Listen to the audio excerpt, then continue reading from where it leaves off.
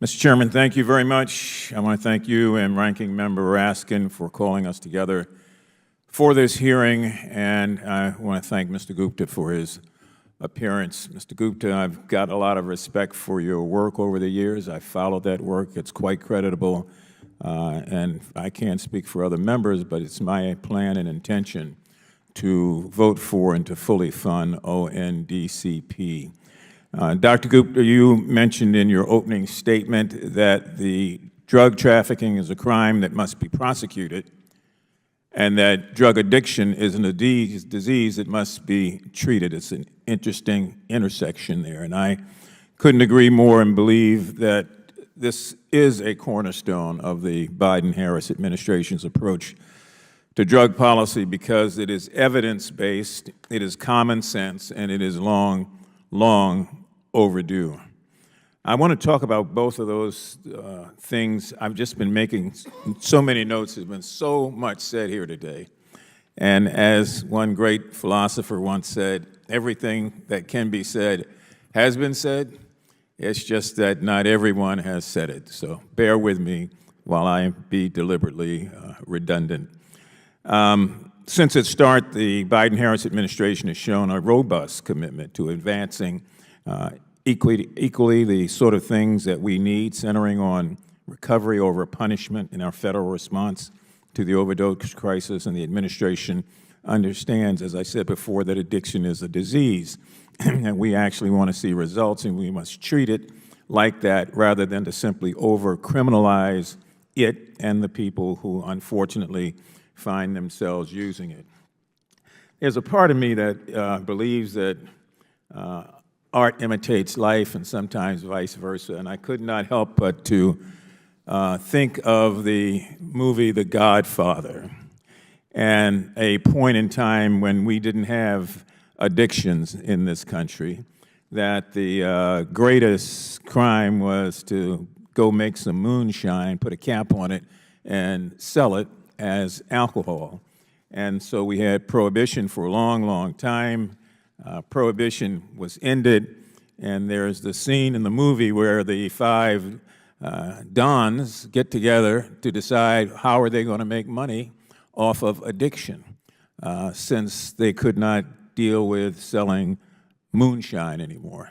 And they're sitting around a table, and Don Corleone asks the five of them, what should we do? And they said, oh, we've got this great drug. It's addictive. It's called heroin. And we can spread that out. It will triple our sales.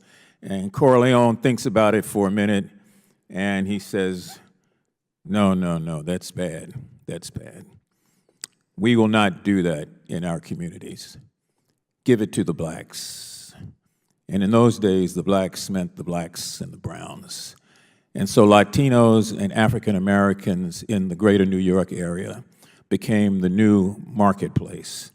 And the addiction in those communities, because the drug was given away free of charge at first to make sure there was addiction, that just grew and grew and grew.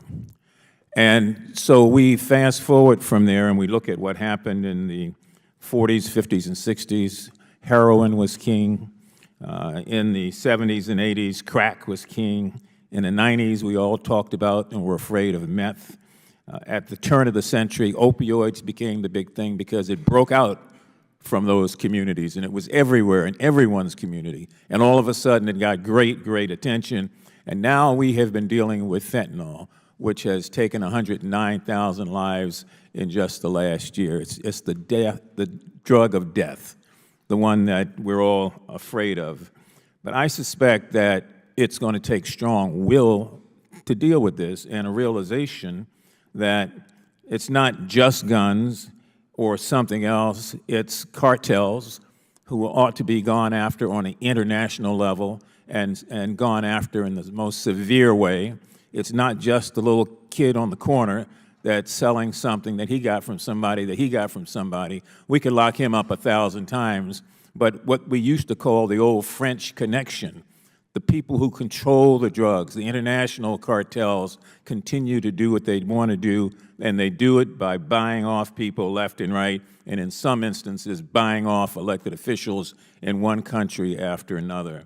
So I would just strongly urge that you continue to do what you do, to remember that this is an addiction. 30 years ago in this committee room, Kurt Schmoke, the mayor of Baltimore, came and testified that we ought to treat it as an addiction, he and a group of progressives, and were laughed out of this room by people who said, no, we need a war on drugs. And his point was, no, we need to take the profit out of it so that there is no war. So I don't know if I've exhausted my time, Mr. Chairman. Again, I have no question because I have no time left, but thanks for the opportunity to